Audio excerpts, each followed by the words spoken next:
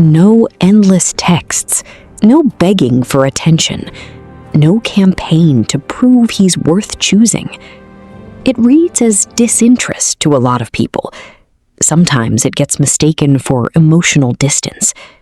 The psychology behind it is more specific than either explanation, and it's been studied from several completely different angles: self-worth, reciprocity, decision-making, even resilience research. 5 patterns, 5 real bodies of research. Let's break it down. They value self-respect over approval. Psychologist Albert Ellis, founder of rational emotive behavior therapy, built much of his clinical work around a concept he called unconditional self-acceptance. The ability to hold a stable sense of your own worth that isn't contingent on being approved of, chosen, or validated by anyone else. Ellis's clinical research found that people who tie their self-worth to external approval are far more prone to anxiety and emotional volatility because their sense of value keeps getting redecided by other people's reactions. Men who don't chase tend to be operating closer to Ellis's model, not indifferent to being wanted, just not dependent on it to feel like they're enough. 2. They look for genuine interest. In 1960, sociologist Alvin Gouldner published foundational work on what he called the norm of reciprocity, the near universal social expectation that effort, care, and investment should flow in both directions for a relationship to remain stable. Gouldner's research found that relationships where reciprocity breaks down, where one side consistently gives more than they receive, tend to erode, regardless of how much the underinvested party wants them to work. Men who step back from one-sided pursuit aren't being petty about who texts first.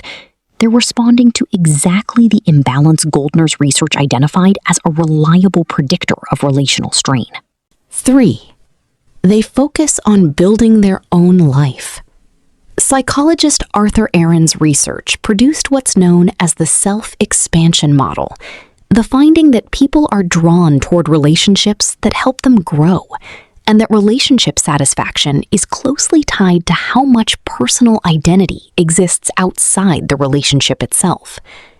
Aron's studies found that people with a rich, developed sense of self entering a relationship tend to have more stable satisfaction than people looking for a relationship to complete or define them. Men who invest in career, health, and personal growth outside of dating aren't deprioritizing connection. By Aron's model, they're building the exact foundation that makes a relationship additive instead of load-bearing. 4. They think before they act.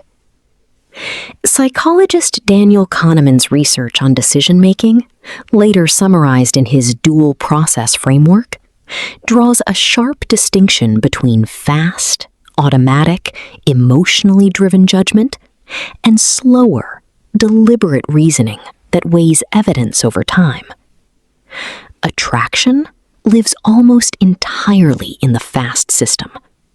Compatibility, values, consistency, character only reveals itself to the slow one. Men who wait to see character before acting on attraction aren't being cold.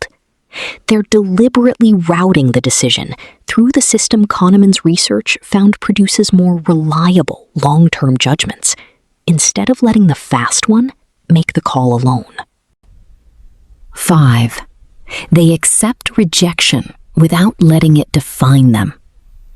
Psychologist Martin Seligman's research on explanatory style looked at how people interpret setbacks, specifically whether they attribute them to something personal, permanent, and all-encompassing, or something specific, temporary, and external. His research found that people with the second explanatory style, the more optimistic one, recovered from setbacks faster and were less prone to helplessness after repeated rejection.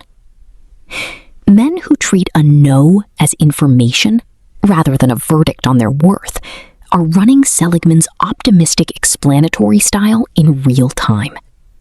Not because rejection doesn't register, because they've learned not to let one data point rewrite the whole story. Final thoughts. Not chasing isn't disinterest, and it isn't fear of commitment either. Across the research, it looks more like 5 specific things working together: self-worth that isn't outsourced, an instinct for reciprocity, an identity that doesn't depend on being chosen, decision-making that outruns impulse, and a resilient style that doesn't let rejection become identity. None of it means connection doesn't matter to these men. It means connection isn't the thing propping up everything else. The healthiest relationships were never going to be built by convincing someone to want you. By this research, they're built by 2 people who already do. No chase required. If you're into the psychology behind attraction, self-worth, and how people actually build lasting connection, subscribe. Because here, we don't just describe behavior, we trace it back to the research.